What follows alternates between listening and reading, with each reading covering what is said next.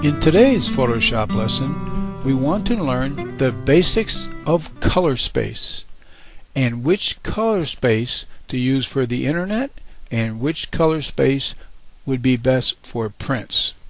So let's start by taking this photo here. I'm going to double click on it. That'll bring it up in Adobe Camera Raw. Here it is, Adobe Camera Raw. Now this lesson is not about making adjustments. As you can see, a lot of these numbers have been already adjusted. So this lesson is more about color space. Oh, and by the way, if you wanted to see what this image looked like before the adjustments, we could click down here, right in this area. We could click there, and when we do that, it brings up the image as if nothing was done to it. You can see the white balance is as shot, all the numbers are 0. So this is what it looked like from the camera. After the adjustments, I'll click down here again, and after the adjustments it'll give us this look. But the thing that I want to talk about today and study is in this area right down here, down in this bottom line. Some people don't even know it's there, but it's very important. Let me click on it. What pops up is workflow options, and the thing I want you to focus on here is color space. Now that's what we're going to be talking about today. Now let me click on this little down arrow. We have a couple choices on the color space. By the way, the ones down here are printer profiles, but the ones we're concerned about are these up here. Now there are 3 of them that we use a lot. It's the Adobe Color Space 1998, the ProPhoto Color Space, and the sRGB. We could choose any one of those. The ProPhoto is the biggest color space. In other words, you can think of it like it has the biggest box of crayons. The Adobe would be the second biggest, Adobe RGB 1998, and then the sRGB would be the smallest color space, but sometimes it's the one you want to use. So let's start with the ProPhoto Color Space. We'll click on that. We do have a way of going 8-bit or 16-bit. 16-bit will double the size of the image, give you more information. But for today's example, let's just go with the 8-bit. Okay, and while we're here, I just want to show you one more thing, and that is you can actually upsample or downsample the image right here from the raw file. So if you wanted to make this bigger, I'll click on resize. Now this is set for width and height, but watch this. If I click here, we have other choices. I could go to percentages, and that tells us at 100% the resolution is 300, which is not too important. But this gives us a 21 megapixel image. See that? But say we were going to make a big print and we actually wanted to upsample this, we could go and change this from 100 to, let's go 150%. If you look now, the pixels are much higher, up to 8424, and it's a 47 megapixel image. Boy, that really increased the size a lot. But anyway, well, that's not today's lesson either, but I just wanted to point that out to you. Okay, so we have this set for ProPhoto. We're not going to add any sharpening. We're not going to open it up as a smart object, and we're not going to change the size. We're going to use 8-bit. So we'll just say OK.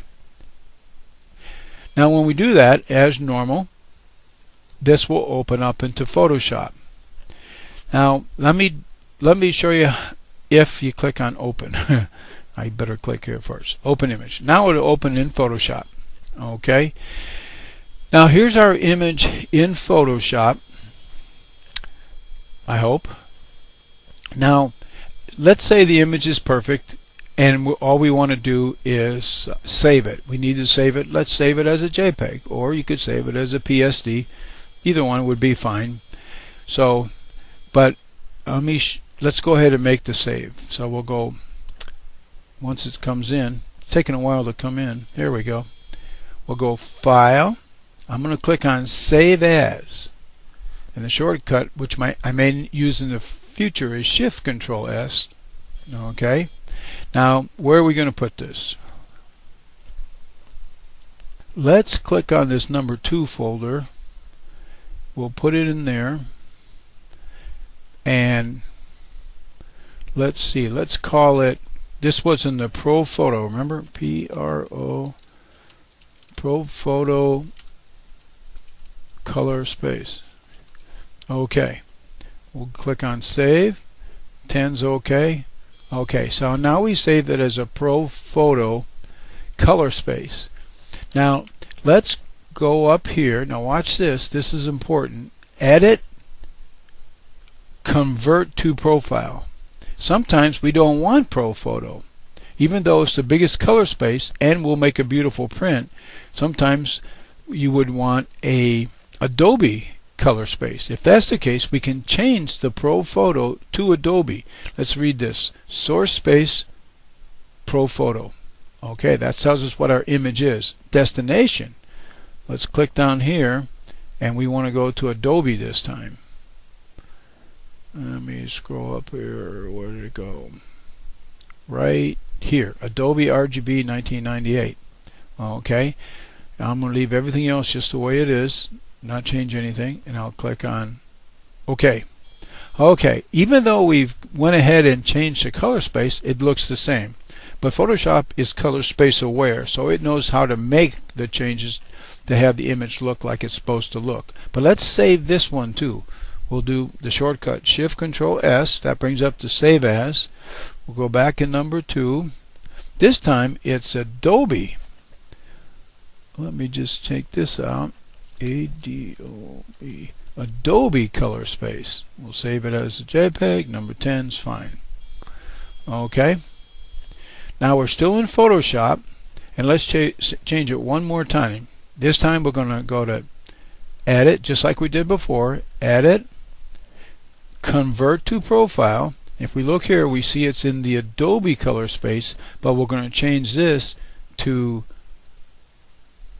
sRGB, the smallest of the color spaces. Okay, we'll leave everything else the same, and we're going to say OK. So now we've saved, well, we haven't saved it yet. Shift Control S is the shortcut key, and this one is going to be sRGB color space. We'll click Save, say OK. OK. Now in Photoshop, these look the same. If I go back in history, I don't see much changes. As I go back and look at the image, they all look exactly the same. But to a program that's not color space aware, let me go over to another program. Let's see. This one, this is Faststone. We're in the same folder, and here's our 3 images. So the first one's going to be ProPhoto color space. I double clicked on it to fill the screen, and it looks okay, I guess. It says ProPhoto up here, so I know which one we're talking about. I'll go to the next image, which was the Adobe color space. Whoa, did you see the difference? Let me back up one. That's the ProPhoto. This is the Adobe. That even looks a little better, more punch, and that's the Adobe color space. Let me go to the sRGB. Oh, that even got better. Let me go back to Adobe, and the sRGB is even better. And that's the sRGB. So now you may ask yourself, why does the sRGB look the best? Well, the answer is because this program doesn't understand the Adobe color space or the ProPhoto. And that's the way it is on the internet. The internet is sRGB. So if your images are in the wrong color space, then they will not look as bright as they would have if you were to convert them to sRGB. Also, many photo printing labs ask for sRGB color space in their photos, and because your equipment works with sRGB. So if they ask for that, it's best to give them the sRGB color space image to get the best looking photos on the prints. Now let's go back to Photoshop. Okay, let's see. Let me see if I can find my way back to Photoshop. Okay, we're back in Photoshop. Now remember, if you want to bring the image in like we did as big in the ProPhoto color space, I went back. There we go. This is where we opened it. It's in the ProPhoto color space. Use that for making prints. But if you want to put something on the internet, Facebook, something like that, and you want the colors to hold their look, then you probably want to go to Edit, Convert to Profile, and change it from the source profile space, in this case is ProPhoto, and change it to sRGB. Simply by clicking on OK, now the image is in sRGB and will look the best on the internet. Well, that's today's tip on color space. I hope you now understand when to use the Adobe Color Space or the ProPhoto and when to switch it over to the sRGB color space. Well, thanks for watching.